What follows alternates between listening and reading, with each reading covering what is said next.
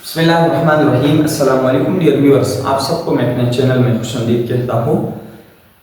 Class 9th biology chapter number 6 और आखिरी lecture आपके साथ शेयर कर रहे हैं। आज का जो हमारा टॉपिक है वो है factor that affect the rate of enzyme action. यानी वो कौन से अवामिल हैं, वो कौन कौन से चीज़ें हैं जो कि एंजाइम की एक्टिविटी को मुतासिर करता है। तो इसमें जो सबसे पहला नंबर है वो है टेम्परेचर का। Temperature, the rate of enzyme action is directly proportional to temperature.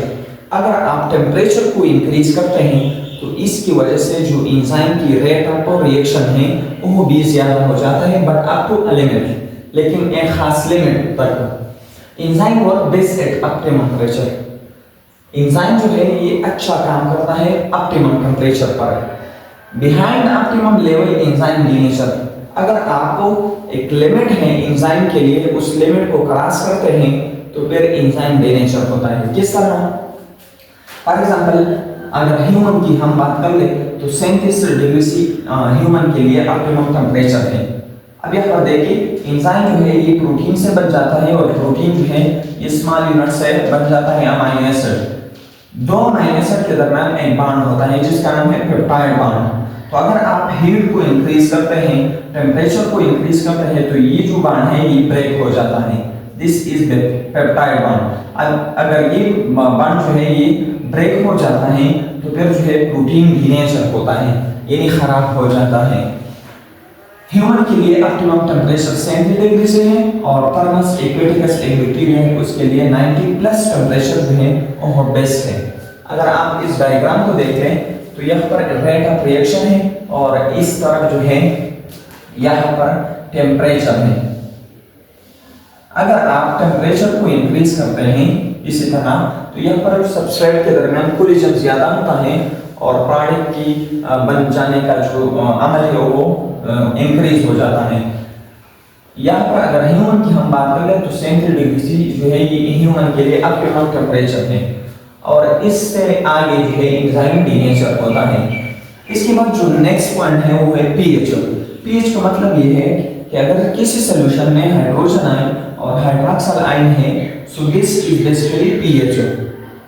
अगर OH ज्यादा है तो हम उस मीडियम को बेसिक मीडियम कहेंगे और अगर वहां पर H प्लस है तो उस मीडियम को हम एसिडिक मीडियम कहेंगे। पीएच जो है each enzyme work on their specific pH. Her enzyme अपने पीएच पर काम करता है और उस पीएच को हम ऑप्टिमम पीएच कहते हैं। ज्यादातर जो एंजाइम है वो 6 से लेकर 8 पीएच पर काम करता है। सम वर्क इन एसिडिक, कुछ एंजाइम जो है वो एसिडिक एनवायरनमेंट में काम करता है। फॉर एग्जांपल पेप्सिन एक एंजाइम है जो स्टमक में खारिज होता है और उसके लिए बेस्ट यानी ऑप्टिमम पीएच जो है 1-2 पीएच है, 1 से लेकर 2 पीएच है।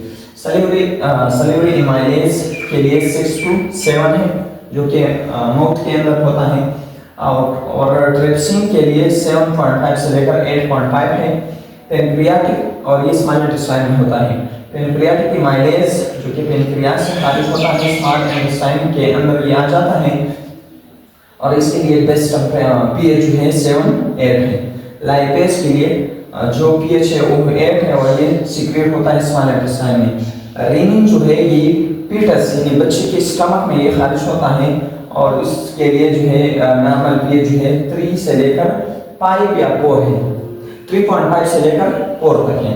इसी तरह कैटालेज एक एंजाइम है जो कि हाइड्रोजन पेरोक्साइड को वाटर और ऑक्सीजन में कन्वर्ट करता है और इसके लिए पीएच जो है 7 है, बेस्ट पीएच 7 है यहाँ पर। माल्टेज के लिए 7.1 से लेकर 7.61, माल्टेज के लिए 6.1 से लेकर 6.8 है। लैक्टेज और सैक्रेज के लिए 6 है। अगर आप यहाँ पर देखें यहाँ पर रेट ऑफ रिएक्शन है और इसी तरह यहाँ पर पीएच है। तो अगर आप देखें जो बेस्ट पीएच है इस एरिया को देखें 6, 7, 8, 9 ये जो एरिया है यहाँ पर पीएच जो है वो ऑप्टिमम पीएच है। ज्यादातर एंजाइम के लिए ये area 6, 7, 8 it is the best pH for most of the enzyme. अब इसके बाद जो नेक्स्ट चीज है वो है सबस्ट्रेट कंसंट्रेशन। सबस्ट्रेट वो चीज है जिस पर एंजाइम काम करता है। अगर हम सबस्ट्रेट को इंक्रीज करते हैं तो फिर क्या होगा? Rate of reaction is directly proportional to substrate. Substrate की कंसंट्रेशन अगर आप उसको इंक्रीज करते हैं तो फिर रिएक्शन भी तेज होगा, प्रोडक्ट जो है वो जल्दी बन जाएगा। लेकिन व्हेन बिकम सैचुरेटेड, लेकिन अगर ये एक हद तक होगा, यानी एंजाइम जब तक सैचुरेशन के पॉइंट पर पहुंच जाते हैं तो फिर जो है इसकी जो इंक्रीज है, इजाफा है, वो कोई भी हेल्प नहीं करेगा एंजाइम की या रेट ऑफ रिएक्शन की।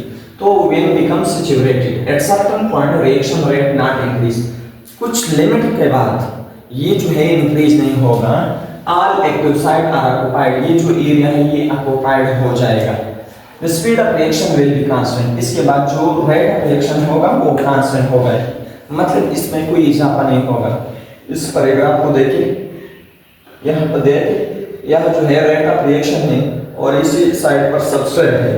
तो अगर किसी लिमिट तक आप सबस्ट्रेट को इंक्रीज करते हैं तो फिर इस रिएक्शन में तो इजाफा होगा, लेकिन जब ये एरिया जो है ये फिल हो जाएगा, लेकिन यहाँ जो एरिया है ये अगर फिल हो जाए तो फिर जो है रिएक्शन कांस्टेंट होगा, ये इसमें इजाफा नहीं होगा। So it was all about the factor that affect the rate of enzyme action. See you in the next chapter. Thanks for watching. Wassalam.